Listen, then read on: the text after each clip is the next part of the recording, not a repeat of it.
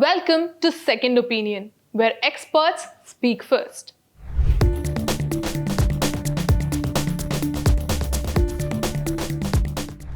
About 15% of women globally are suffering. The incidence is growing even among girls as young as 15 years old. A growing public health crisis.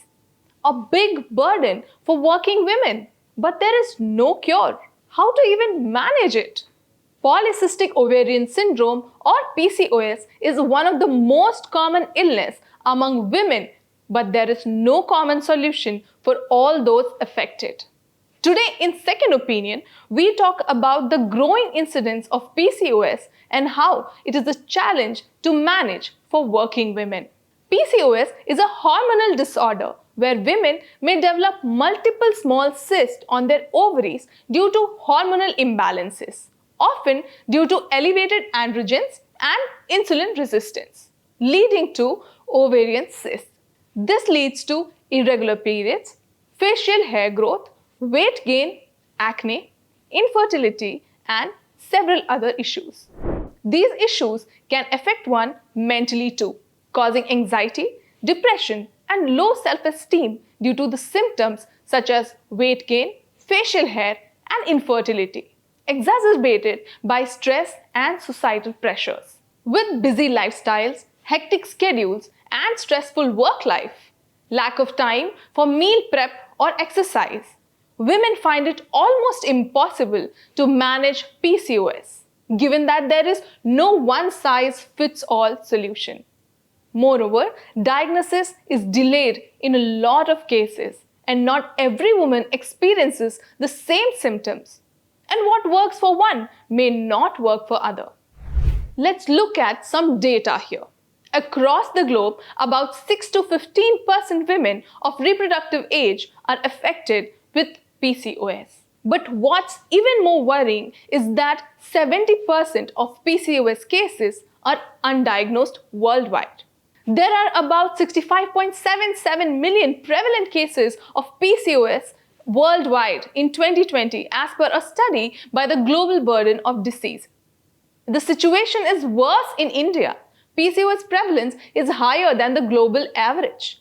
The prevalence varies from 3.7% to 22.5% in India, and it is estimated to affect 1 in 5 women, with a higher incidence in urban areas, mainly due to stress, sedentary lifestyles, and dietary factors.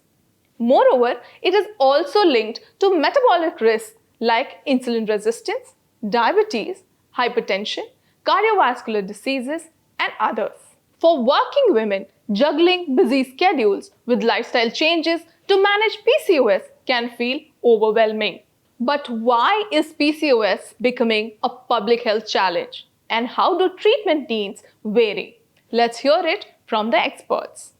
Usually the symptoms will be irregular in case of any forms, like a number of days, or there will be scanty flow, or it will be spotting which can extend for 20 days. This is the more common.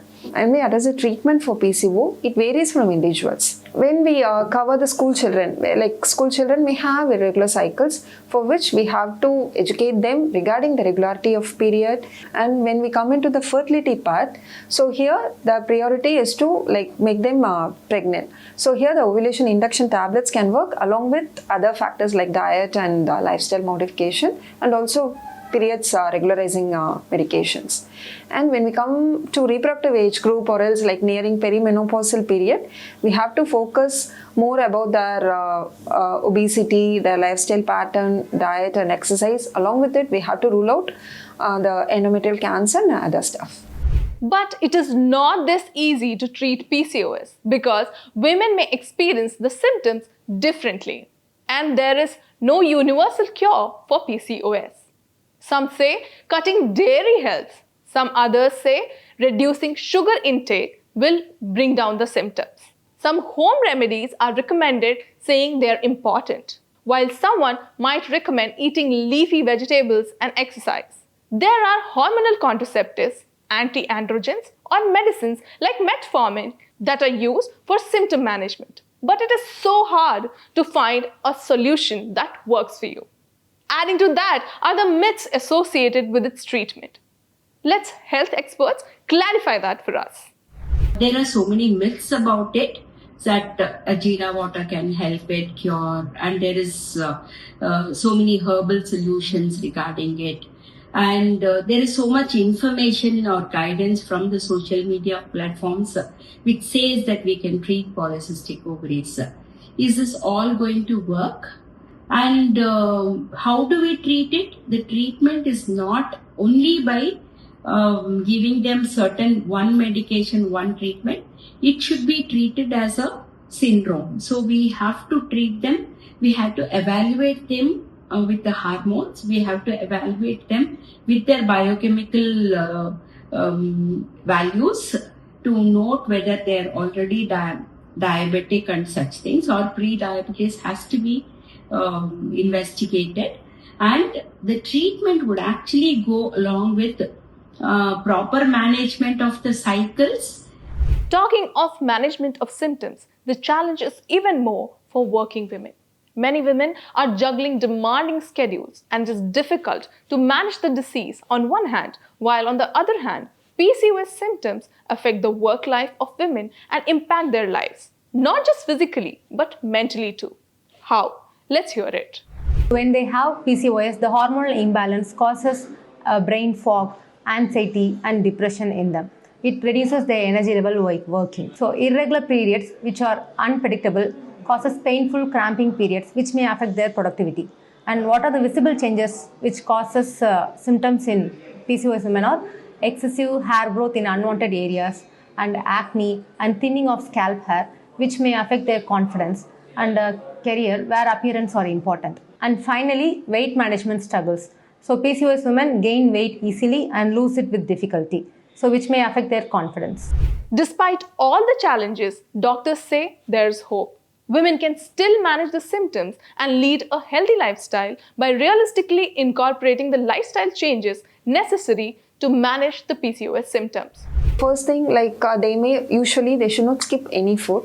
It is the main advice, and mainly they should not skip the breakfast and eat healthy food, and it should contain equal portion of fruits, veggies, as well as their usual rice or whatever it is. So carbs, protein and fiber, it should be added in each diet. They can go for walking or swimming or cycling, whatever they are comfortable with, you can do that activity.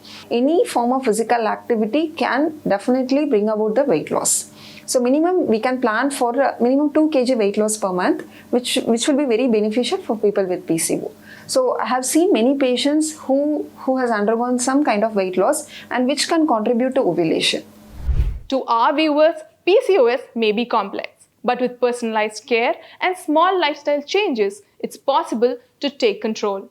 If you are experiencing symptoms like irregular periods or weight gain, consult a healthcare provider to create a plan that works for you. That's all for this episode of Second Opinion.